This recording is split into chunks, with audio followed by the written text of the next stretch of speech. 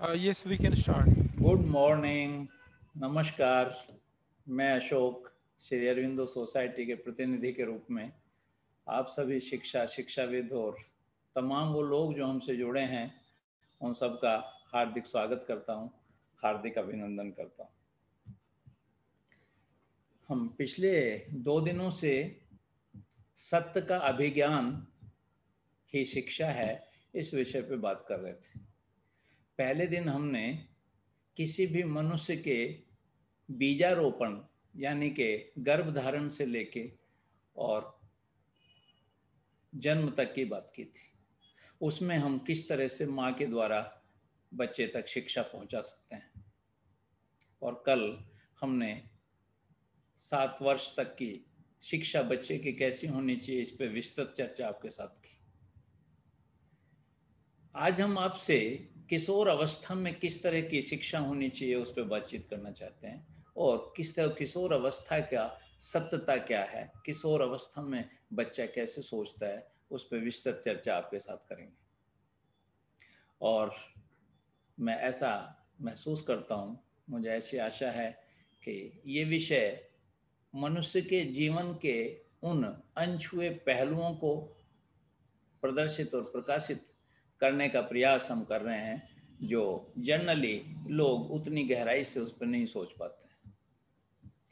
किशोर अवस्था की जो उम्र होती है बच्चे की वो करीब 7 वर्ष 8 वर्ष से 14-15 वर्ष तक होती है। ये एक ऐसी अवस्था है किसी भी बच्चे की, जैसे आपने देखा होगा कि जो नदियाँ बनती हैं, गंगा यमुना या कावेरी या दूसरी कोई भी नदी, उसमें जब वो ओरिजिनल जहाँ से वो निकलती हैं वहाँ बहुत सारे स्रोत बहुत तेजी से आते हुए उस नदी में मिलते हैं।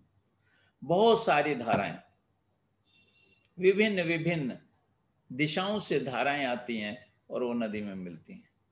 कभी उन धाराओं की स्पीड आप देखिए, उन धाराओं की जो बहाव है वो देखिए कितनी तेजी से होता है। उनके रास्ते में कुछ भी आ जाए उसे टकराने की हिम्मत रखती हैं वो धाराएं, वो रास्ता बनाने की हिम्मत रखती हैं। लेकिन नदी में मिलने का जो उतावलापन है वो ऐसा है जैसे कोई प्रेमिका प्रेमी से मिलने जा रही, उसे कुछ भी नहीं दिखता है कि रास्ते में कौन। एक छोटी सी कहानी मुझे याद आ गई कि मैं उसे बताता हूँ कि किशोर अवस्था में किस तरह की धाराएं और किस तरह का उतावलापन होता है। कि एक महात्मा पगडंडी पे अपनी पूजा अर्चना कर रहे थे और वहां से एक किशोरी गुजरी और उन्हें टकराती हुई चली गई।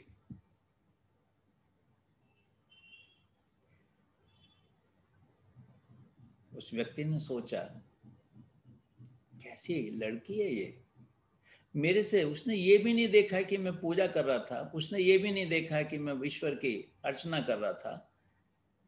पगडंडी पे मैं एक चादर बिछा के वो अर्चना कर रहा था, उसने रत्ती भर परवाह नहीं की, मेरे से टकराती हुई चली गई, मुझे डिस्टर्ब कर दिया। यही सोचते रहे वो। पूजा अर्चना तो एक तरफ हो गई, वो सोचते रहे कि मुझे टकरा के चली गई। उसने ये ध्यान भी नहीं दिया कि मैं पूजा कर रहा था और ये इंतजार करने लगे कि ये बालिका वापस आएगी तो मैं इससे पूछूंगा। और जब वो बालिका वापस आई तो उन्होंने पूछा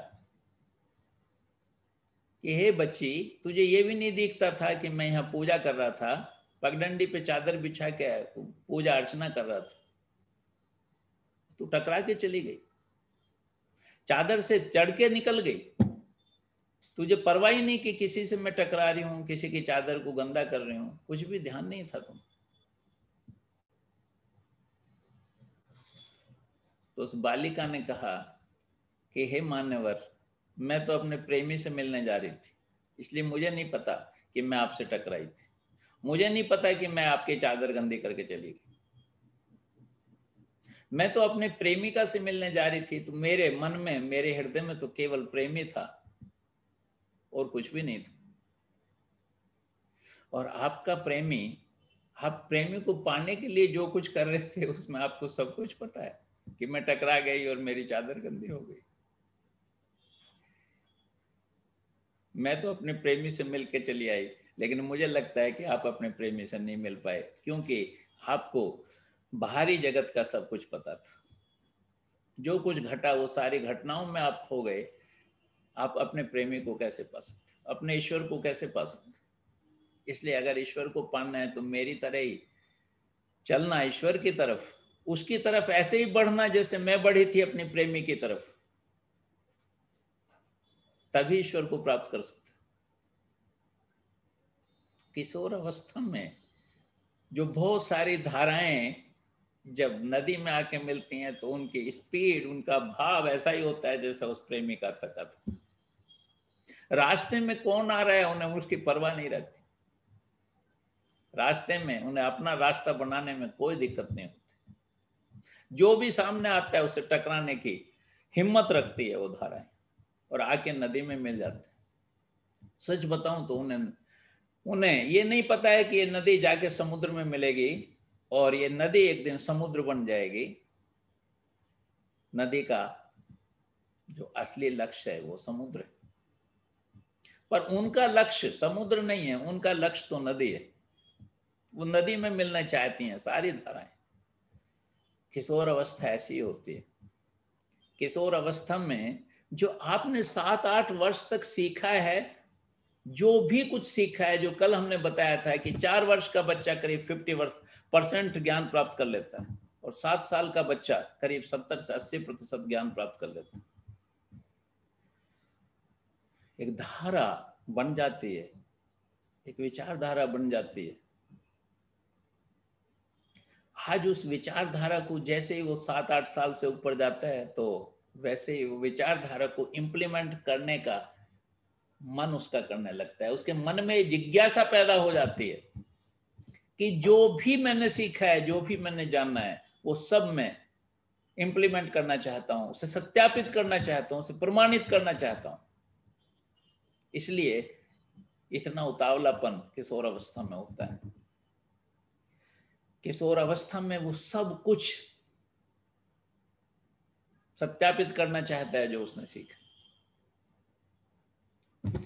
और ये उम्र ऐसी होती है जिस उम्र में वो जैसा बनना चाहता है बहुत प्रभावित होता है। वो बुद्ध पढ़ता है तो बुद्ध जैसा बनना चाहता है, महावीर पढ़ता है तो महावीर जैसा बनना चाहता है, वो मोहम्मद साहब को पढ़ता है तो मोहम्मद साहब जैसा बनना चाहता है, तो ईसा मसीह को पढ़ता है तो ईसा मसीह बनना चाहता है। किसी वीर गाथा में किसी वीर की गाथा पढ़ता है तो वैसा वीर बनना चाहता है। कहीं देश सेवा का अगर उसे कोई संगीत मिल जाए, कोई गीत मिल जाए तो उसमें इतना प्रवाह में बह जाता है, वो एक सैनिक बनना चाहता है। वो नेता की बात करता है तो एक नेता बनना चाहता है, यानी कि जैसा बनना चाहता है। ये उम्र ऐसी है जिसमें जैसा बनना चाहता है। इसलिए बुद्ध के पास एक बार 60 साल का एक व्यक्ति पहुंचा और उसने कहा कि हे बुद्ध, मैं आप जैसा बनना चाहता हूं। तो बुद्ध हंसने लगे। बुद्ध ने कहा कि हे बच्चे, जैसा बनने की कोशिश व्यर्थ है। इस दुनिया में कोई भी जैसा नहीं बन सकता। आप बुद्ध का संबोधन सुनिए। उसने कहा कि हे बच्चे, किसी के जैसा बनना संभव नहीं है, वो व्यर्थ विचारधारा है। आपको बनना है तो अपने को पहचानना है और उसे इंप्रूवमेंट करना है, उसका विस्तार करना है। आपको अपने जैसा ही बनना है। आप अपने को और बेहतर बनाने का प्रयास कर सकते हो, ये तो बात ठीक है, लेकिन किसी के जैसा बनना वो व्यर्थ है, वो बहुत व्यर्थ विचारधारा है। लेकिन उसने कहा हे बच्चे, वो 60 साल का बूढ़ा व्यक्ति अपने जीवन में 60 साल व्यतीत कर चुका था। उसे बुद्ध ने कहा कि हे बच्चे, क्यों कहा है बच्चे? उन्होंने ये बच्चे इसलिए कहा कि ये बच्चे की प्रकृति है, वृद्ध की प्रकृति नहीं है। ये बच्चे की प्रवृत्ति हो सकती है, किसी वृद्ध की प्रवृत्ति नहीं हो सकती, इसलिए उन्होंने उसे बच्चे से संबोधित किया। तो किशोर अवस्था जो भी बच्चे की होती है, उसमें जैसा बनने की प्रवृत्ति बहुत प्रबल होती है, और माँ बाप, अभिभावक और शिक्षक को उसे ये समझाना है, सत्य सत्य बताना है। उसे ये केवल सत्य बताना है कि आप किसी के जैसा नहीं बन सकते हो। जैसी आपने कल्पना की है, जैसा आप बनना चाहते हो, जैसा आपने विचार बना लिया किसी से प्रभावित होके, वैसा बनना असंभव है। इस दुनिया में कोई भी कैसे जैसा नहीं बन सकता। एक आम अमरूद नहीं बन सकता है और एक अमरूद आम नहीं बन सकता। एक गुलाब चमेली नहीं बन सकती और एक चमेली गुलाब नहीं बन सकती। अगर ऐसा बनने की कोई प्रक्रिया होती तो आज लाखों बुद्ध होते हमारे देश में, लाखों महावीर होते और लाखों कृष्ण होते और लाखों राम होते। जैसा बनने की प्रक्रिया संभव नहीं है। हाँ, किसी के गुणों को आत्मसात किया जा सकता है, यानी कि जो आपके पास है उसमें उसके कुछ गुणों को सम्मिलित किया जा सकता है, लेकिन डेवलपमेंट तो अपना ही करना है, बढ़ोतरी तो अपनी करनी है। स्वयं को मारना नहीं है, आत्महत्या नहीं करनी है स्वयं की। जैसे बनने का अर्थ तो आत्महत्या है। जैसा बनने का मतलब है कि आपने अपने जो आप थे उसकी हत्या कर दी आपने। नहीं, उसे जीवित रखना है, उसे जीवित रखना है, उसी में कुछ बेहतर करना है। तो जो किशोर अवस्था है उसे सच बताना है, उसे सच बताना है कि तुम किसी के जैसा बनने की आवश्यकता आपको नहीं है। आप जो हो उसे ही डेवलप करना है। हाँ, उसकी जो कल्पनाएं हैं, उसकी जो भावनाएं हैं, वो उसका जो आवेग है, उसका जो संवेग है, उसे रोकना नहीं है, उसे सलाह देनी है, उसे परिणाम नहीं बताना है, उसे सलाह देनी है कि आप ऐसा करोगे तो ऐसा संभव है। ये उम्र ऐसी होती है कि जिसमें बहुत सारे परिवर्तन होते हैं बच्चे में।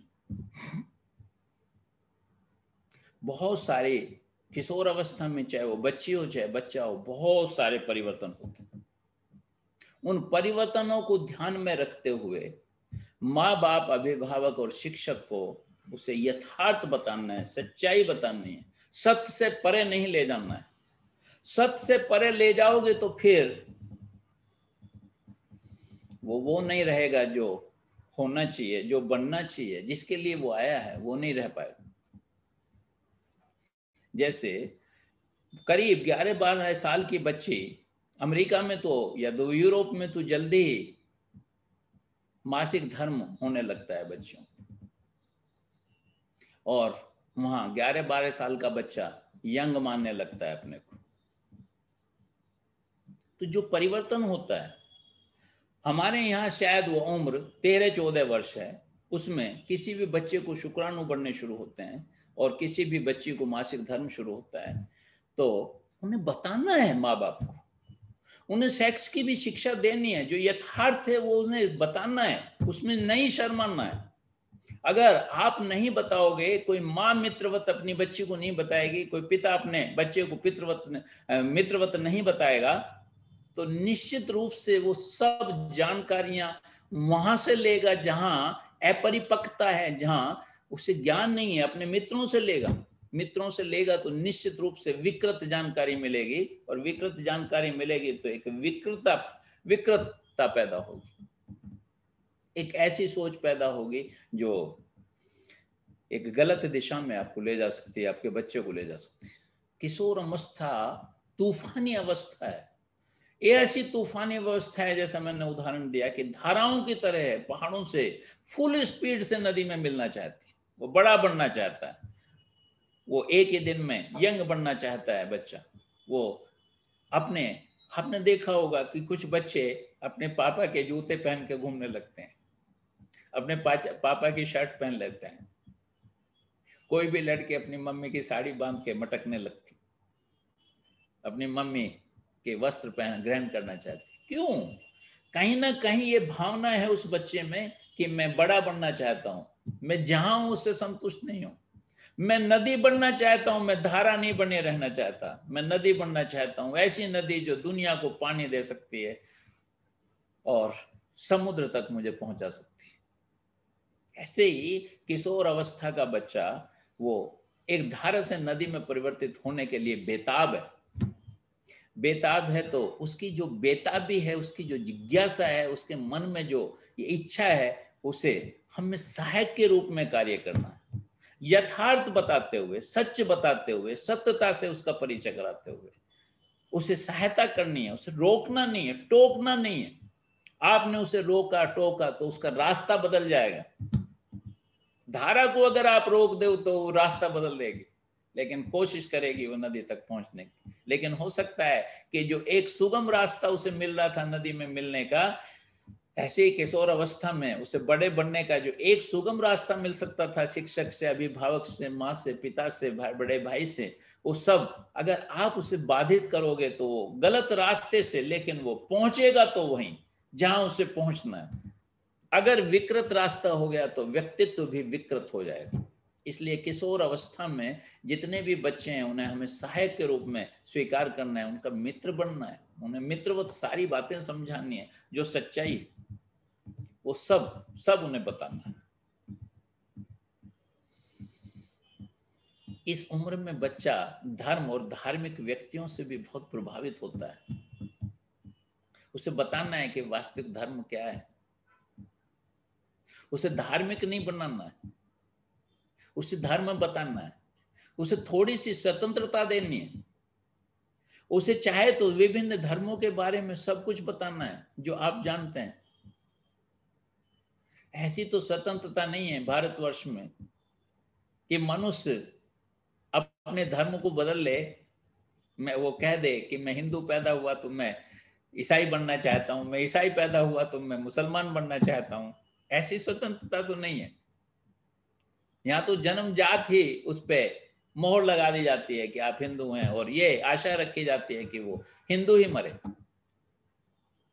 लेकिन हम कम से कम धर्म क्या है इसके बारे में उन्हें बता सकते हैं। ये बताना इसलिए आवश्यक है क्योंकि धर्म से बहुत प्रभावित होता है। बच्चे के बाल मन में ये बात घुस जाए कि वो घर छोड़ के बुद्ध बन सकता है तो घर तो छोड़ देगा, बुद्ध बनेगा या नहीं बनेगा वो अलग मसला। उसके बच्चे के मन में घुस जाए कि वो घर छोड़ के महावीर बन सकता है तो घर तो छोड़ देगा, महावीर बनेगा नहीं बनेगा, वो फिर जाके जेब कतरा बनेगा, डकैत बनेगा या और क्या बनेगा, संसार उसे क्या बनाएगा, वो अलग मसला है। लेकिन उसके अंदर वो जिज्ञासा और उसमें भावना इतनी प्रबल होती है कि वो धर्म और धार्मिक लोगों से बहुत ज्यादा प्रभावित होता है। इसलिए माँ बाप, शिक्षक और सबका ये फर्ज है कि हम उसे बताएं कि धर्म तो केवल और केवल मानवता है, करुणा है, प्रेम है। सारे धर्मों का आधार ये है। किसी धार्मिक व्यक्ति का आधार ना बता के हम उससे स्थापित धर्म की बात करें, मानव धर्म की बात करें, उसे सच्चाई बताएं, यथार्थ बताएं।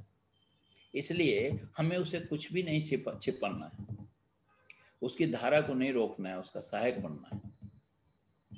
और ये कैसे संभव है? बहुत सारे लोग सोचते हैं कि अनुशासन से संभव, पर मेरा मानना यह है कि अनुशासन को आज तक लोगों ने गलत ही समझा। आज्ञाकारिता मान नहीं है। अनुशासन का मतलब हम जो जिसे आदेश दें उसका बच्चा पालन करे तो बहुत अच्छा बच्चा है, बहुत आज्ञाकारी बच्चा है, बहुत अनुशासन वाला बच्चा है। लेकिन अनुशासन डिसिप्लिन शब्द से बना है इंग्लिश के, और ये शब्द बना है डिसाइपल से, और डिसाइपल का अर्थ होता है सीखना। इसलिए हमने अपने एक सेशन में एक जिक्र किया था कि अनुशासन अगर कायम करना चाहता है शिक्षक तो वो तर्क साध अनुशासन स्थापित करे। यानी कि वो क्यों चाहता है बच्चे से आज्ञाकारिता, अनुशासन क्यों चाहता है, वो उसे बताए कि मैं ये चाहता हूं, इसका परिणाम ये निकलेगा, अगर आप ऐसा करोगे तो आपको ऐसा परिणाम मिलेगा। अगर ये बच्चे के मन में ये भाव भर दिया जाए तो वो आज्ञाकारी बच्चा बन सकता है, डिसिप्लिन में रह सकता है, सब कुछ ठीक है। लेकिन केवल और केवल आज्ञा मेरी माने और मेरे डिसिप्लिन में रहे, अगर ये भावना किशोर अवस्था में किसी भी बच्चे के मन में ये भरने की कोशिश की या उसे दबाव में लेने की कोशिश की, तो मैं आपको यकीन दिलाता हूं कि किशोर विद्रोही हो जाएगा, कुंठित हो जाएगा, दिशा बदल जाएगी उसके जीवन की। इसलिए हम उसे वास्तविकता बताते हुए उसका मित्र बने, चाहे हम माँ हैं, चाहे हम पिता हैं, चाहे हम गुरु हैं, हम बच्चे का मित्र बने और मित्रवत उसे सब कुछ समझाएं कि ऐसा होना चाहिए। उसके लिए बहुत गंभीर होने की आवश्यकता नहीं है। ये जो बहुत गंभीरता है, ये भी सच बताऊं तो बच्चे को आपको दूर लेके जाती है, चाहे वो शिक्षक हो, चाहे वो अभिभावक हो। अगर वो बहुत गंभीर हैं तो निश्चित रूप से बच्चा उनसे दूर दूर रहता है।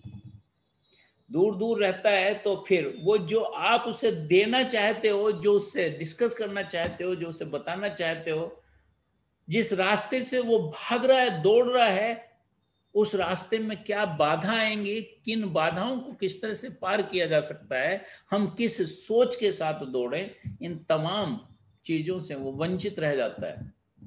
वो वंचित रह जाता है, इसीलिए फिर दिशा भ्रम हो जाता है, रास्ता गलत चुन लेता है बच्चा। इसलिए हमें यथार्थ बताना है, सच्चाई बतानी है।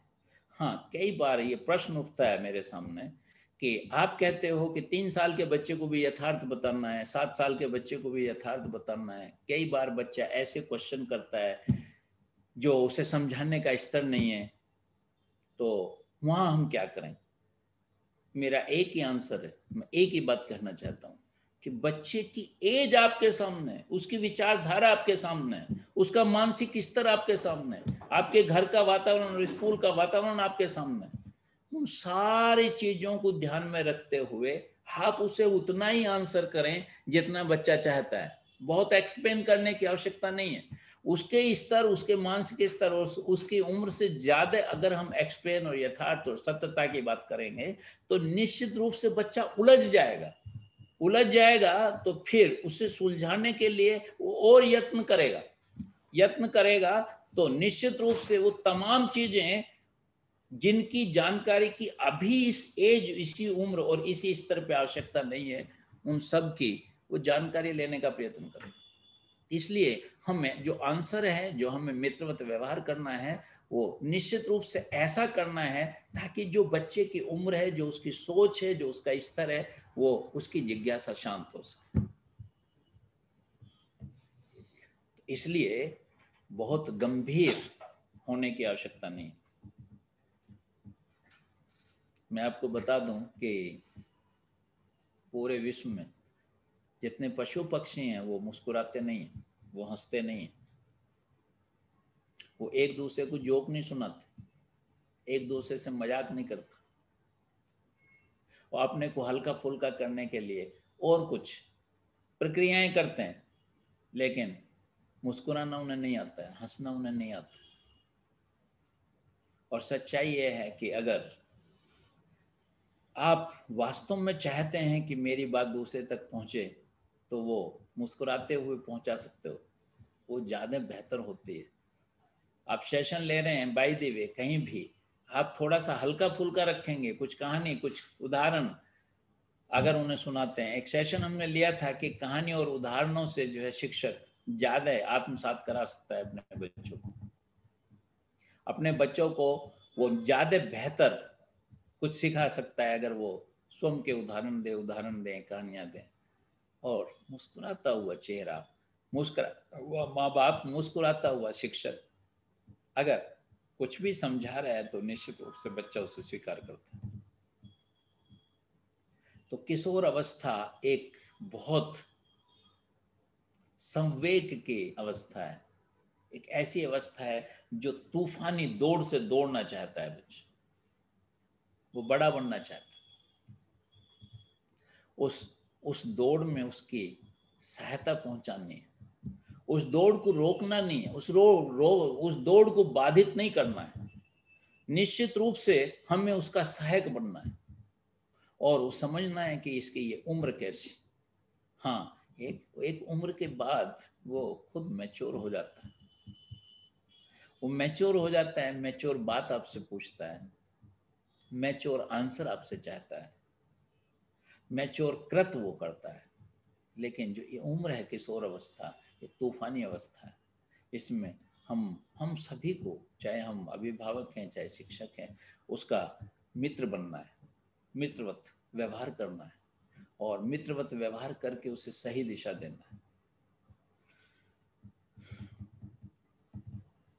मैं आज किशोर अवस्था के बारे में ही आप लोगों से चर्चा करना चाहता था।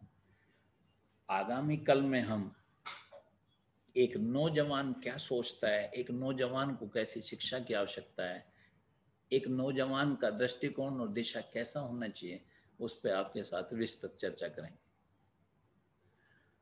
आज के इस सेशन में अगर किसी के मन में कोई भी किसी भी तरह का कोई क्वेश्चन है तो निश्चित रूप से हमसे पूछ सकता है। हम कोशिश करेंगे कि हम उसका आंसर करें, जो भी हमारा ज्ञान है, जो हमारा अनुभव है, जो भी हमारी समझ है, उसके आधार पे हम उसे ज़रूर आंसर करने का कोशिश करेंगे, प्रयत्न करेंगे।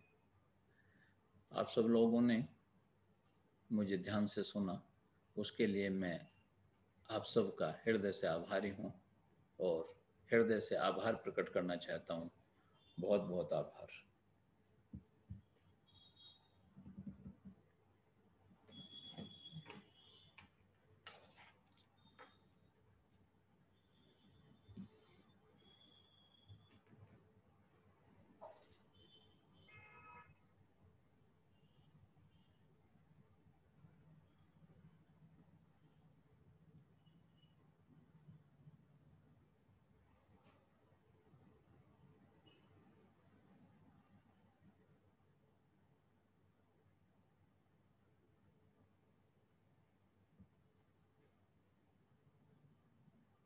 अगर किसी के भी मन में किसी भी तरह का पिछले 3 दिनों का जो हमने सेशन लिया है, क्योंकि विषय एक ही था कि सत्य का अभिज्ञान ही शिक्षा है, उसमें हमने एक दिन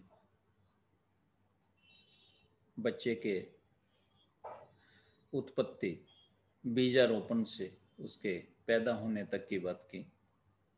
अगले दिन हमने उस बच्चे की बाल्यकाल की बात की। आज हमने किशोर अवस्था की बात की।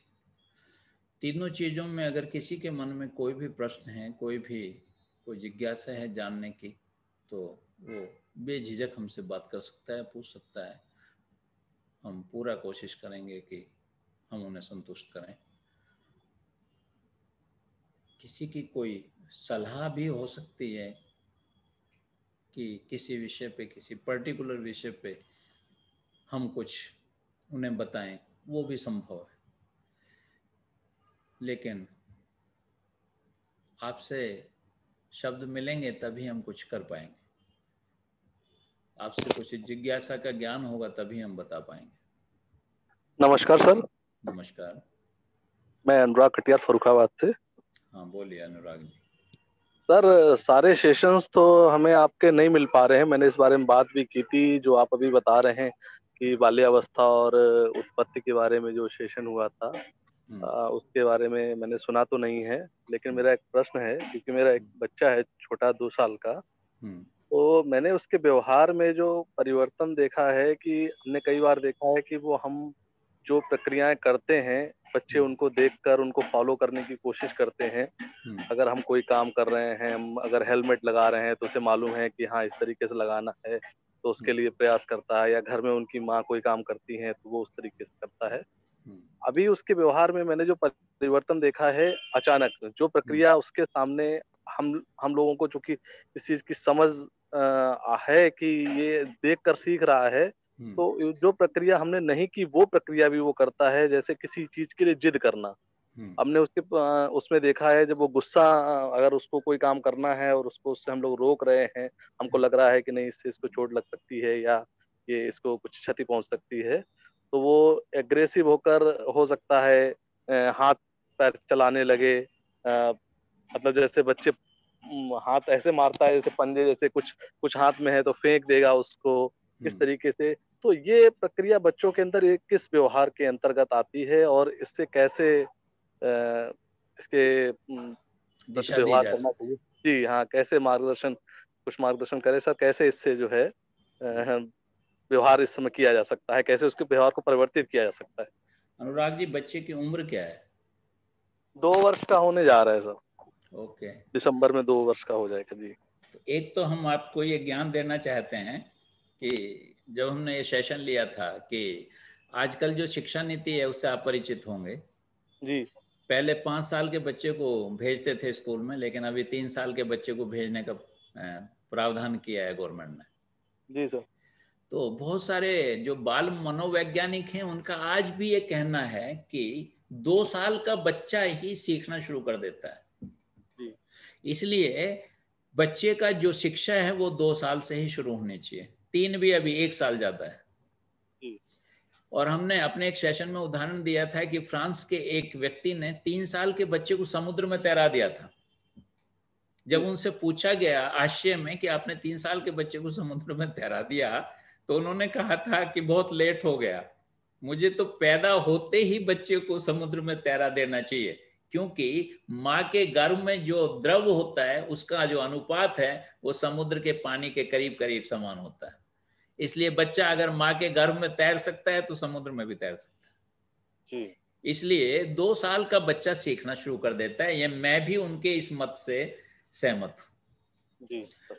अब जो वो देख के सीख रहा है और जिद कर रहा है, ये सब जो जिद कर रहा है वो तो वो है जो वो लेके आया है, जो उसकी जीवन यात्रा का अंग है।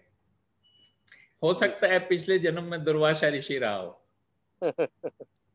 आप समझ रहे हैं मेरी बात? हाँ, समझ कि रहे हैं निश्चित रूप से जो पिछली जीवन यात्राएं हैं उनमें से कुछ ना कुछ एसेंस लेके आता है व्यक्ति।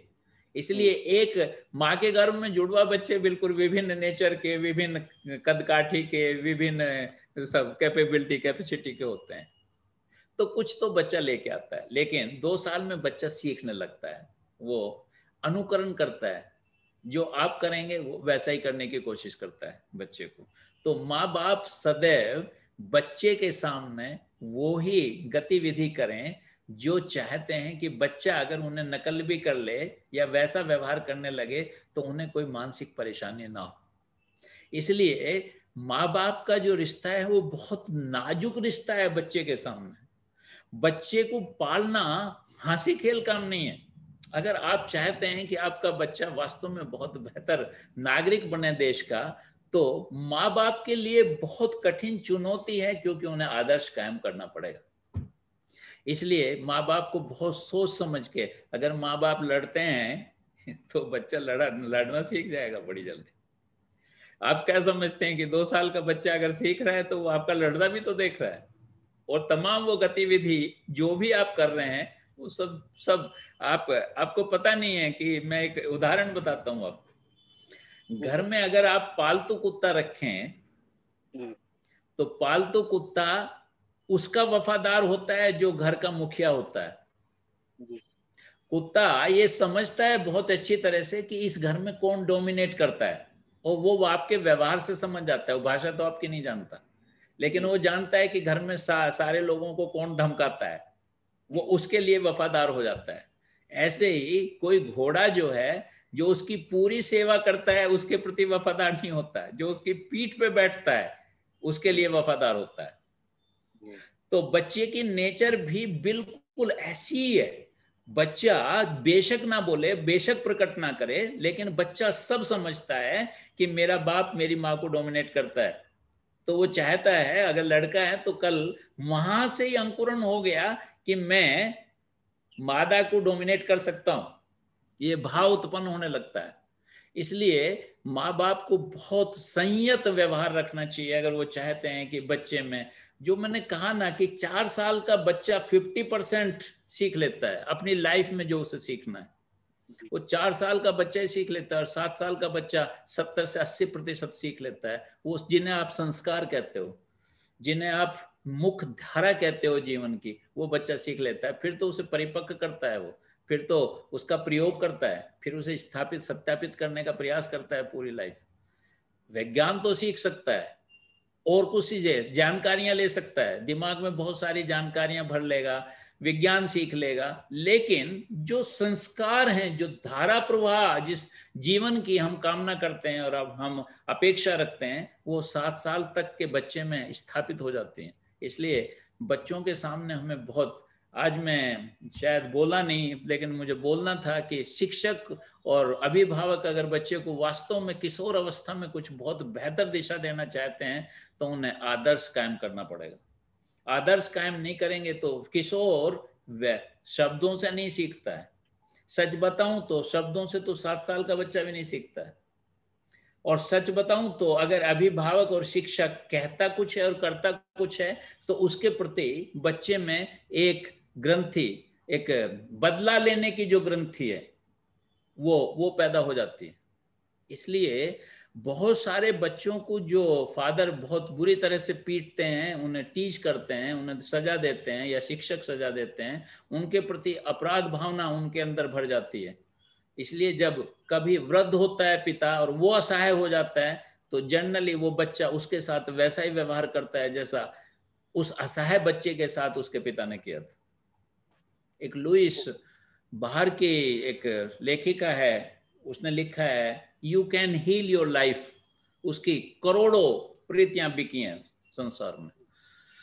उसने ये बात लिखी है कि इन जनरल हमारे आत्मन में वो बातें भर जाती हैं जो हमारे पेरेंट्स, हमारे शिक्षक हमारे साथ व्यवहार करते हैं, वो कहीं ना कहीं उसकी प्रतिक्रिया हमारे जीवन में होती है। हम कितना भी सिविलाइज्ड कर लें अपने को, लेकिन उस प्रतिक्रिया से नहीं बच सकते। इसलिए आपको अगर 2 साल का बच्चा है तो बहुत सोच समझ के अपना व्यवहार करना पड़ेगा। वो निश्चित रूप से बोल नहीं सकता है लेकिन वो देख सब सकता है, सोच सब सकता है, आत्मसात कर सकता है। इसलिए लड़ना नहीं है पति पत्नियों को आपस में। बिल्कुल ठीक है अनुराग जी। मैं यही कह रहा था सर कि मैं जो व्यवहार जो है उसके सामने जब से बच्चा हुआ, जैसे हम लोग मोबाइल चलाते थे, मैंने एक बार देखा कि मोबाइल को वो ज्यादा अडॉप्ट कर रहा है, तो हम लोगों ने उसके सामने मोबाइल चलाना बंद कर दिया। और कभी फोन वगैरह आता है तो उस तरीके से रिपीटिशन भी करता है। इस चीज को देख के मतलब कोई भी ऐसा व्यवहार हम लोग अगर बातचीत भी कर रहे हैं तो बातचीत का स्तर कैसा है, क्या है, हम कैसे बोल रहे हैं, इस चीज का भी ध्यान रखते हैं। मैं इसीलिए मैंने आपसे पूछा कि जो व्यवहार मैंने उसके सामने नहीं किया वो भी उसने किया, जैसा कि आप बता रहे हैं कि ये उसके संस्कार हो सकते हैं पूर्व जन्म के या जो वह है। लेकिन सर इसकी जैसे संस्कार वाली बात आपने कही, मेरे मन में एक प्रश्न और भी आया कि इसकी वैज्ञानिक प्रामाणिकता को हम किस प्रकार लेंगे। जो पूर्व में उसने जो हमने उसने सामने देखा नहीं, वो उसके अंदर पूर्व में किस तरीके से आया होगा वैज्ञानिकता को। देखो आप अपना फोन नंबर अपने उस पे कमेंट्स पे डाल देना। जो करीब मैं 50 या 52 सेशंस ले चुका हूँ मोरल वैल्यूज पे, वो व्हाट्सएप पे आपको पूरा का पूरा हम भेज देंगे। उसमें सबसे पहला सेशन मैंने लिया था जीवन मूल्य क्या है, तो या जीवन का रहस्य। तो उसमें मैंने ये बात बताई थी कि हम आज जहाँ हैं उससे पहले पता नहीं कितने जन्म हमने लिए हैं, मनुष्य के रूप में, पशु के रूप में, पक्षी के रूप में, कीड़े के रूप में, पता नहीं हमारी प्रक्रिया किस तरह से डेवलप हुई है। ऐसा नहीं है कि हम हजारों जन्म जो है मनुष्य के ही रहे हों हमारे। हो सकता है कि पहले हम पक्षी हों, पशु हों, सभी में एक सी आत्मा है। तो ये जो प्रोग्रेस है, जिस तरह से वैज्ञानिक ये मानते हैं कि एक शैलिए से मनुष्य बना, पहले फिर वो एक जीव बना, मछली बनी, और मछली से जो है वो पशु बना, और पशु से मनुष्य बना, बंदर बना, जो भी प्रक्रिया वैज्ञानिक बताते हैं। ऐसे ही जो हमारा आत्मबल है, जो हमारी आत्मशक्ति है, जो हम सोचते हैं, वो हम अपना जन्म खुद चुनते हैं। अगर हमने मनुष्य का धारण, शरीर धारण किया, सपोज मेरी कल मृत्यु हो, तो आज अगर मेरे मन में बहुत सारी चीजें हैं कि मैं शिक्षा में आना चाहता था, मैंने अपने जीवन के 40 साल मिनिस्ट्री ऑफ डिफेंस में व्यतीत किए, लेकिन 7 साल की उम्र से मैं चाहता था कि मैं शिक्षक बनूं और देश में शिक्षा में काम करूं, तो उसे मैंने पूरा किया, रिटायरमेंट के बाद शुरू किया। तो ये अगर बाय द वे रिटायरमेंट के 2 महीने बाद ही मेरी मृत्यु हो जाती तो वो जो भावना थी कि मैंने शिक्षा में कुछ काम नहीं किया, मैं निश्चित रूप से ऐसे कहीं परिवार में, ऐसी जगह कहीं जन्म लेता है जहां मैं उस जो अधूरी इच्छा है उसे मैं पूरी कर सकूं। ये वैज्ञानिक मानते हैं, जो मनोवैज्ञानिक लोग हैं, जो आध्यात्मिक व्यक्ति हैं। जहां तक विज्ञान का मसला है, विज्ञान जो प्रकृति है उसे विजय पाने के लिए उस पे वो तमाम प्रयास हैं। विज्ञान का मतलब है प्रकृति, प्रकृति जो है उस पे विजय पाने के लिए, अगर ये भी कह दिया जाए कि प्रकृति के विरुद्ध काम करने के लिए विज्ञान का जन्म हुआ। जैसे नदी की धारा में तो कोई भी बह सकता है, लेकिन नदी की विपरीत धारा में चलाने के लिए तो मोटर बोट की आवश्यकता है ना, आपको विज्ञान की आवश्यकता है। तो जो प्राकृतिक रूप से सारी चीजें हैं उसमें ज्यादा कुछ करने की आवश्यकता नहीं है मनुष्य को, वो स्वतः ही हो जाता है, बिना ज्यादा कुछ प्रयास करने की आवश्यकता नहीं है। नदी की धारा में तो आप पाल बांध के भी नदी के साथ जा सकते हो। बहुत सारे नाविक जो है वो पाल बांध लेते हैं और वायु की दिशा में चले जाते हैं नदी के साथ साथ। लेकिन उसकी विपरीत धारा में जानने के लिए तो विज्ञान की आवश्यकता है। तो वैज्ञानिक इस तथ्य को स्वीकार नहीं करते हैं। वो उनका मानना यह है कि आत्मा नाम की कोई चीज नहीं है और शरीर महत्वपूर्ण है, लेकिन आध्यात्मिक व्यक्ति आत्मा को महत्वपूर्ण मानता है, शरीर को महत्वपूर्ण नहीं मानता। आध्यात्मिक व्यक्ति ये मानता है कि शरीर तो एक गुलाब की पंखुड़ियों की तरह है, वो झड़ जाएगी, लेकिन आपके हाथ में एक एसेंस छोड़ जाएगी, वो एसेंस आत्मा है। तो वो दोनों के डिफरेंट मत हैं, लेकिन कहीं ना कहीं साइंस भी ये स्वीकार करने लगी है अब कि निश्चित रूप से कुछ ना कुछ ऐसी चीजें हैं जो अनसुलझी हैं, जो विज्ञान उसे नहीं सुलझा पाया है। और जहां ये बात होती है कि सुलझे नहीं, तर्कों के आधार पे उसे सत्यापित ना किया जाए, वहां आदमी श्रद्धा के आधार पे फिर उसे स्वीकार कर लेता है। तो विज्ञान भी कहीं ना कहीं ये महसूस करता है कि कुछ ना कुछ तो ऐसा है जो अनसुलझा है। इसलिए मैंने ये बात कही कि बच्चा, आपके पास एक ही बच्चा है या एक से ज्यादा बच्चे? अभी एक ही बच्चा है। अभी एक ही बच्चा है। देखो, अगला बच्चा ईश्वर करे आपको जल्दी हो, और क्योंकि दो बच्चों का जो जोड़ा है उसमें विकास अच्छा होता है बच्चों का, लेकिन आप देखेंगे कि दोनों बच्चों की नेचर एक सी नहीं होगी, दोनों बच्चों की नेचर बिल्कुल डिफरेंट होगी। उनका पढ़ने का स्तर अलग होगा, उनके सोचने का स्तर अलग होगा, सब कुछ अलग होता है, सब कुछ अलग होता है। एक ही माँ से, एक ही पिता से जन्मे दोनों बच्चे, एक जुड़वा बच्चों में भी अलग होता है, वो तो अलग अलग चलो रहे, वातावरण में रहे। तो ये सब कुछ जो है वो हमारे जो पुनर्जन्म है, जो हमारी जीवन यात्रा है, उससे जो हम प्राप्त करते हुए चलते हैं, उसे जो डेवलप करते हुए चलते हैं, उसका ये परिणाम होता है कुछ ऐसा। ऐसा मेरा मानना है, ऐसा मेरा सोचना है, ऐसा मेरा अध्ययन और अनुभव। नहीं सर, बहुत अच्छा विश्लेषण जो आपने अभी एक प्रकृति और विज्ञान के बीच का जो किया, वो भी बहुत सुंदर स्पष्ट व्याख्या की आपने। और सर मैं एक चीज कहना चाहूंगा कि जो आपके सेशंस होते हैं, मुझे तो लगा बीच बीच में जैसे आप कहीं चले जाते हैं या व्यस्त हो जाते हैं तो नहीं मिलता। एक्चुअली मेरे व्हाट्सएप ग्रुप पर मैं जुड़ा हुआ हूँ, फरुखाबाद एग्जीबिशन करके है, तो उस पर मैंने बात भी की थी उनके ग्रुप एडमिन से, एक दो लोगों से। मैंने कहा कि डेली जो उसका आपका सेशंस का या और भी सेशंस अन्य रहते हैं उनका जो मुझे अगर वो भेज दें तो वो कभी तो मिल जाता है, कभी नहीं मिलता है। ये मुझे समझ नहीं आ रहा कि ऐसा क्यों है। नहीं, यूट्यूब पे पूरे सेशंस लोड कर दिए गए हैं, 50 सेशंस। जी। और जो ये 3 सेशन मैंने, आज तीसरा सेशन है, ये अभी अपलोड नहीं किए हैं, क्योंकि इसमें ये भाग 3 है। तो कल हम युवा अवस्था में नौजवान आदमी कैसे सोचता है, उसे कैसे शिक्षा दे के उसे सही दिशा दिखाई जा सकती है, और फिर अगले दिन कोशिश करेंगे कि वृद्ध अवस्था में किस तरह शिक्षा प्राप्त करनी चाहिए हमें। तो जब ये पूरे सेशन लेसन पूरा हो जाएगा तो उसे अपलोड कर देंगे। नहीं आप वैसे अपना, सर जो आते हैं अभी, जैसे आपने नारी शिक्षा और वो भ्रूण से नारी क्रांति तक का दिया था, हाँ, उसमें भी सर एक ही मिल पाया था मुझको। आप अपना नंबर बोलिए। 9452 9452 43 43 2239। 2239। जी। ये व्हाट्सएप नंबर है आपका?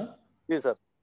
आपको आपको मैं अपने अपने उससे इस पे पूरा जितना भी सेशन है वो सारे भेज दूंगा व्हाट्सएप पे।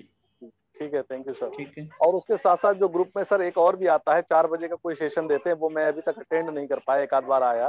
हाँ उसमें भी पेरेंट्स से संबंधित कुछ है। अब हाँ ये यही है, JII की तरफ से ही है ये। हाँ। लेकिन चलिए, मैं उसके बारे में फिर दोबारा से ग्रुप एडमिन से बात करता हूँ कि मुझे लगातार आपके जो सेशंस हैं उनका लिंक क्यों नहीं मिल पा रहा है। मैं इस बारे में बात कर लूंगा, और आप ठीक है, के जो सेशंस हैं वो आप मुझे भेज ही देंगे। मैं आपको धन्यवाद भेज सर, मैं दूंगा। कोशिश करूंगा आपके सारे सेशंस देखूं, क्योंकि उससे काफी कुछ सीखने को भी मिल रहा है। और मैं चूंकि दो कार्य कर रहा हूँ, एक तो शिक्षण कार्य कर रहा हूँ, दूसरा जो है मतलब नई जिम्मेदारी जो पेरेंटिंग की है वो भी, और मैं दोनों को एक साथ लेके चल रहा हूँ। जो मैं वहाँ बच्चे के साथ सीख रहा हूँ, देख रहा हूँ कि बच्चे कैसे सीखते हैं, उसको मैं अपनी शिक्षण कार्य में, और जो शिक्षण कार्य में मैंने सीखा है वो अपने बच्चे के साथ में मैं जो है दोनों जगह पर इम्प्लीमेंट करने की कोशिश करूंगा। गुड, वेरी गुड अनुराग। ये अच्छे शिक्षक का यही भाव होना चाहिए जो आप में है। सदैव मैं ये बात कहता हूँ कि जो शिक्षक अपने विद्यार्थियों को योग बनाने का प्रयास करते हैं पूरी कमिटमेंट के साथ, उनकी औलाद स्वयं ही योग हो जाती है। सर मैंने कोशिश ये की कि मैं अपनी तरफ से तो प्रयास करता रहा, लेकिन बहुत कुछ मुझे ऐसा सीखने के, मतलब इस समय सीखने को मिला जब मेरा बच्चा हुआ, उसके बाद उसने जो चीजें सीखी एग्जैक्टली, वो मैं रेगुलर देखता था कि हाँ बच्चा कैसे सीखता है। क्योंकि विद्यालय में तो विद्यालय समय में बच्चों को देख पाता था, बिल्कुल उनका बिल्कुल सारा कुछ नहीं देख पाता था, हाव भाव उनके समझ में नहीं आते थे। अब मैं वो बच्चे अगर स्कूल आएंगे अभी जो है, तो मैं उनके वो हाव भाव भी समझ पाऊंगा जो बिल्कुल मैंने अपने बच्चे के पालन पोषण के दौरान देखे हैं, सीखे हैं। मैं उनकी बिल्कुल। मानसिक स्थिति, उनकी वैसी स्थिति को भी मैं समझ पाऊंगा, उनके व्यवहार को भी मैं समझ पाऊंगा। शिक्षक शिक्षक वही है जो जीवन भर सीखता रहे। जब सीखना छोड़ देता है तो शिक्षक नहीं रहता है। बिल्कुल इसे सही बात। इसलिए शिक्षक वही है जो प्रतिदिन कुछ ना कुछ सीखे और सीखने के बावजूद अपने विद्यार्थियों में उसे आत्मसात करा दे। और सर तो मेरा एक मानना और भी है, वो शायद उसी का वो है कि अगर कोई कुछ, मेरा अपना स्वयं का मानना है, अगर मैं कुछ चाहता हूँ, मैं कुछ समझना चाहता हूँ कि ये चीज मुझे कैसे भी मिले, किसी तरीके मेरी इसके प्रति इच्छा है, तो वो ईश्वर कहीं ना कहीं उसकी प्राप्ति करा देता है। आपके साथ जुड़ना भी मैं इसी बात का सहयोग मानता हूँ कि मैं जिन चीजों को जानना समझना चाहता था, जो मेरे मन में प्रश्न उठते रहते थे, जिनका मुझे कहीं से उत्तर नहीं मिल पाता था, मैं ढूंढने खोजने की कोशिश करता था, उन उत्तरों के लिए आप जो है, आंसर्स के लिए आप हमें जो है सर मिले हुए हैं। और मुझे बड़ा मतलब अपने ऊपर बड़ा एक आनंद की अनुभूति हो रही है कि आपका साथ और आपका मार्गदर्शन हमें मिला ये सर मेरा जो है, और मैं सौभाग्य प्रयास है, करूंगा, आपसे जुड़ा रहूं। ये मेरा सौभाग्य है कि आप ऐसा सोचते हैं। लेकिन मैं अपना फर्ज पूरा करना चाहता हूँ। मैं चाहता हूँ कि जब तक जीवन है उसमें कुछ शिक्षा के लिए, मैं मेरे मन में था बचपन से ही कि मैं देश में शिक्षा के लिए कुछ करूँ। इसलिए श्री अरविंदो सोसाइटी से रिटायरमेंट के बाद जुड़ा और 5 वर्षों में 4 ट्रेनर्स से 400 ट्रेनर्स तक हमने मुहिम पहुंचाई। एक स्टेट से 35 स्टेट तक मुहिम पहुंचाई। ये प्रयास है, ये मैं हम वो कमिटमेंट है जो हम चाहते थे कि मेरा ये कमिटमेंट हो देश में शिक्षा के प्रति। तो जहाँ चाह वहाँ रहा। अगर आपके मन में कई भी भावना है कि मुझे कुछ मिले, तो निश्चित रूप से प्रकृति वो उपलब्ध कराती है आपको। ये सदैव आप विश्वास रखना कि आप सही में चाह होनी चाहिए, रहा बिल्कुल सही। ईश्वर आपको बना देता है अपने आप अवश्य। करना ये सही है। चलिए अनुराग जी, दूसरे को भी धन्यवाद सर। किसी जी को सर। मौका मिलना जी चाहिए। अगर जी किसी का कोई प्रश्न है तो वो पूछ सकता है। जी सर।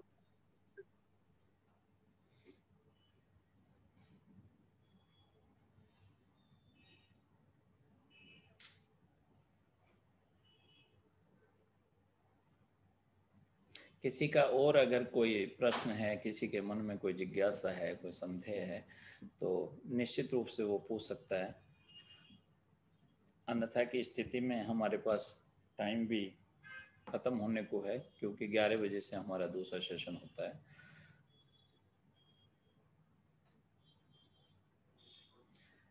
किसी तरह का कोई क्वेश्चन नहीं है तो इसका मतलब है मेरा सेशन बहुत अच्छा रहा और मैं महसूस करता हूँ कि मैं जो समझाना चाहता था वो आप सब लोगों तक पहुँचा। आपने उसे इतने ध्यान से सुना, उसके लिए मैं हृदय से आपका आभारी हूँ और हृदय से कृतज्ञता व्यक्त करना चाहता हूँ। बहुत बहुत आभार, बहुत बहुत आभार। धन्यवाद।